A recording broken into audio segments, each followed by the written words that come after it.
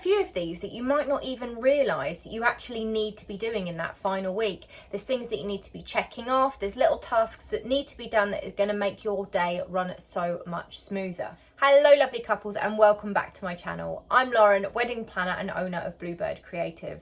I provide a weekly dose of wedding planning goodness for the modern couple. So if you haven't already guys, make sure you subscribe to my channel. And if you haven't already, then make sure you're following me over on Instagram at Bluebird_creative, where you'll see more behind the scenes, what I'm up to when I'm running my business, and of course the actual weddings that we're doing this year. I have managed to make a reel of every wedding so far this season, so go over there and check out what we're up to on a daily basis because it's fun. So come and join us.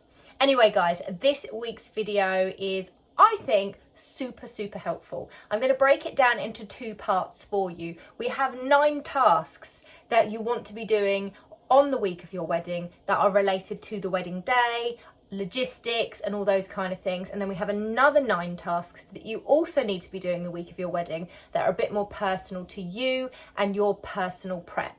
So let's just jump in because there's lots of things to get through this week. Okay, so let's start with the logistics, okay? These are the bits that really need to be done to make sure that the day is running smoothly, that everything happens, and that you're not stressing on the actual day itself. So number 1, and these are in no particular order by the way, is if you've got any cash payments that are due to your suppliers on the wedding day. I personally like to avoid these where possible nowadays and try and make sure that all balances and payments are done prior to the wedding so that you can kind of just sign it off. You can have the wedding day, there's nothing hung over. I hate having to pay bills after the wedding, all that kind of thing. So I like to try and get them all done beforehand with clients, but I appreciate that that's not always the case. And if you do have cash payments due to suppliers on the actual day, then make sure that you've got that cash out, that it's enveloped up, and that you've got the details written on the front of the envelope. Also make sure that you have somebody in charge of that envelope on the day to hand over to that supplier. So on the topic of payments, you'll also find that on that week's lead up to the wedding, you're probably paying off some of your balances as well.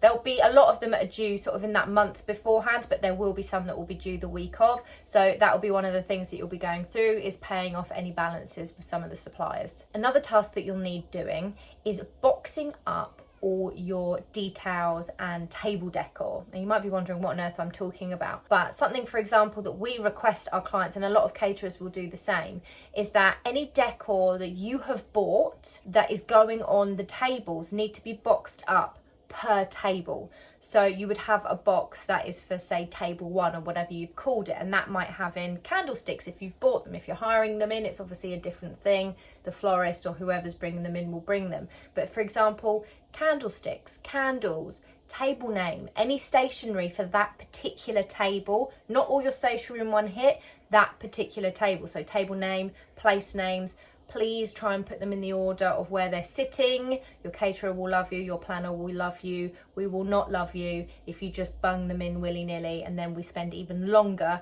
having to go through the table plan and work out where they're sitting. It just makes it a lot smoother and a lot quicker. So the more prep you can do, the better. Other things that might go in there that we've had clients put in before are any favours. You may have pre-bought your napkins, for example, so they might be in there. You may have provided some extra vases and bottles or whatever it is that you might be providing. Make sure they're in there. Most of the time it's stationery and then any favours or little decor pieces per table. But a different box or bag, however you want to do it, per table, so that it's really obvious and clear to whoever's setting your tables up on the day. And then following on from that, one of the other things I've written down here is stationery, and that's because you might be picking up or collecting your stationery the week of the wedding. I really hope that you're not, and that it might be the week beforehand, but sometimes stationery can be quite a close timeline with the actual wedding day, depending on when you decided to actually send it off to the stationer and then them obviously getting it completed. Sometimes it's just a small time frame because of getting guest RSVPs in, finishing your table plan and so on. So that might be something that you're collecting the week of, hopefully earlier in the week and not later in the week, so that you know that you've got it. But make sure that you can tick all your stationery off the week of the wedding. If you've decided to write your vows, then this is the time that you're going to be wanting to go over those, tweaking them, practicing them, making sure that you're happy with them. And also the same goes for speeches. So any of those bits that you're writing yourself, This week, you need to be going over those, feeling confident with what you're saying, making sure that they're actually written up, and just tweaking anything that you feel needs tweaking last minute. You'll also find this week that you might have some deliveries coming in, and you might need to just be organising or checking any deliveries that are being delivered perhaps to family members or actually over to the venue itself. If you've got a marquee that's being set up, then you'll have deliveries that are being delivered throughout the week, because obviously that prep starts a few days beforehand with the actual marquee. So you'll be checking off those things throughout the week. Okay, so let's move on over to the personal things that you'll need to be doing the week of your wedding. These are a lot more fun. So something that you'll want to be doing the week of your wedding is getting your manicure done and your pedicure done, if that's something that you do want done. If you do, you're going to want to do it this week. If you've decided that you want to have a spray tan, for example, then again, this is the week to do it. A few days beforehand, so it gives time to settle. Make sure you've done a test run. Don't just go out of the blue and go and have a spray tan, my friends. That is not the look that you want on your wedding day, especially if it goes wrong. So make sure you've had a test prior to this, and then this one, you know what to expect, you know what the colour is going to look like, you know the best practices, and so on. You're going to want to get your overnight bag packed for the wedding night. So if you're staying at your venue, for example, you're going to want to have a bag packed for that, and anything that you're going to need for bridal prep in the morning and just when you're getting ready on the day. So make sure you've got that bag packed with your overnight stuff as well, and stuff for the next morning too.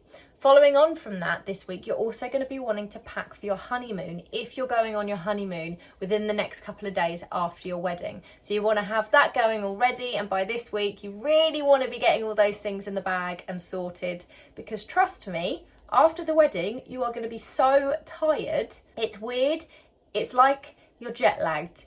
Pure exhaustion. The whole build up is so exciting that after the wedding, it does feel a bit like jet lag. That's the best way I can describe it. I remember feeling it after my wedding, and I went on my honeymoon 2 days after the wedding, which actually was a really good shout for me personally. But if yours is really close, if you're jetting off really close to your wedding day, then you're going to want to make sure that those bags are pretty much packed before the wedding day itself. Other things that you're going to want to do during this week is perhaps go and get your engagement ring cleaned. It's a really nice thing to do. I know that you're not going to wear it during the ceremony, but you might have pictures taken of your hands afterwards, and you'll have both your rings on. It's really nice to have a clean ring, especially when you have a clean wedding band next to your engagement ring that you may have had on for, say, a year, and it's looking a bit grubby. So definitely make sure that you get that cleaned this week. If not, do it the week beforehand.